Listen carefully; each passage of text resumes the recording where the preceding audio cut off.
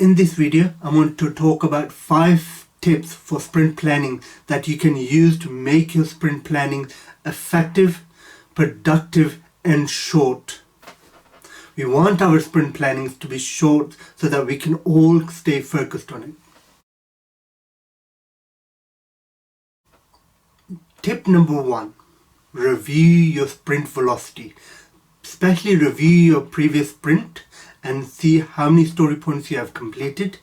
Also make sure that you review and you know what your average sprint velocity is, because this will come in handy for our tip number 2.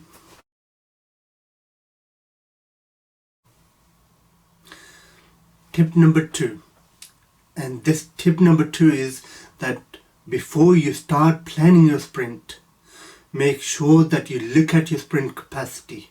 You know who's going to be available during the sprint. If there is anyone who's going to go on leave, you are aware of who is going on leave, or if there are any national holidays.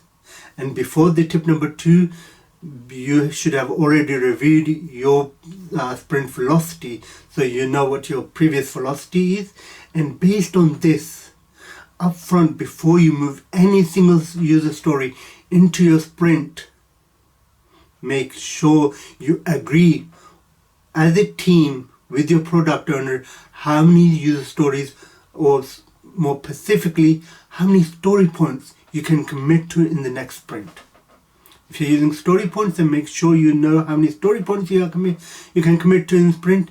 And if you are using #NoEstimate and you're counting your stories, then you know how many user stories you can commit to this upcoming sprint. And agree that before you move any user stories into sprint. That is important. You want to do that up front. What you don't want to do is add all of the user stories into your sprint and do this calculation at the end, because then you will have to move all of the user stories, how number average it is, out of the sprint and have that discussion again, because then it's going to take twice as long. You have taken time to add everything into sprint, and then you're going to essentially have that discussion again, which ones you can move out. Whereas if you have agreed beforehand what your capacity is, then you can basically add these top priority user stories into sprint, and when you reach your capacity that you have agreed with your product owner, you stop there. And if there is any critical user story that the product owner wants in the sprint, then it's only 1 or 2 user stories that you'll have to take out. You can say, okay, so which ones do you want us to swap? Tip number 3, make sure for your sprint planning, when you're about to start sprint planning, the user stories you tend to bring into your sprint, they're already estimated. You don't want to spend time during a sprint planning trying to estimate your user stories, because your team is going to lose focus, lose momentum, and your sprint planning will take longer. You want your sprint plannings to be short. You want them to be precise, because the shorter they are, the more focused the team is. Though it's more productive for them to do sprint planning and keep your meetings short. And you'll find a lot of benefit if you keep all of your Scrum ceremonies precise and short. So tip number 3, make sure you have your user stories you tend to bring into a sprint, your user story at the top of your sprint backlog, your user stories at top of your product backlog are estimated. Tip number 4. Tip number 4 is something that you need to do before your sprint planning, and it is that make sure you as a team and you as a Scrum Master, you have set up a definition of ready with your team. So definition of ready is really important, that your team knows what user stories it can bring into sprint. So the tip number 4 is that firstly your definition of ready is already agreed, and that all of the user stories you intend to bring into your sprint planning, into the next sprint, they are already meet the definition of ready. You know, the top of your backlog, the user stories that you're potentially going to be bringing into sprint, they all meet your definition of ready. They're all been refined. And best way to do refinement is basically, you have done your 3 amigos, then those user stories have been to your refinement sessions, and they meet your definition of ready. And there is a whole video on definition of ready on my channel that you can watch. Tip number 5. And tip number 5 is that when you reach that capacity that you have agreed with your product owner as a team that this is how many story points you can commit to in this sprint, stop at the, don't add more stuff in. So you have done your calculation beforehand, what your capacity is, how much you can commit to before you start adding stories into your Jira sprint. And when you reach that, stop. And then have that quick discussion. If there is any critical ones, swap them out, but make sure that you don't exceed that.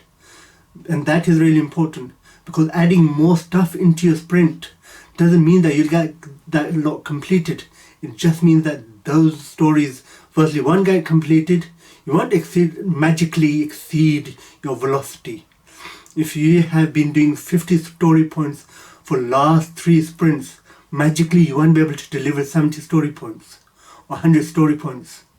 So the extra stories that you're adding to your sprint will be uncompleted anyway, but they will distract you during your sprint when you're working on them.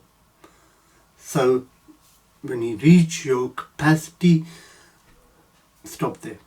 And what we've realized and what I've noticed, and this experience is of over a decade, that when the teams start to stop, they know the velocity, and when they stop at that, the velocity gradually starts to improve. They start to deliver more user stories. They become more predictable, and the product owners and the stakeholders start to trust in that team because they're predictable. Because stakeholders know that when you say you're going to deliver this feature in 3 sprints, then you will deliver in 3 sprints.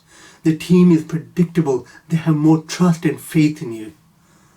So it's important that you become predictable. You stop at your capacity.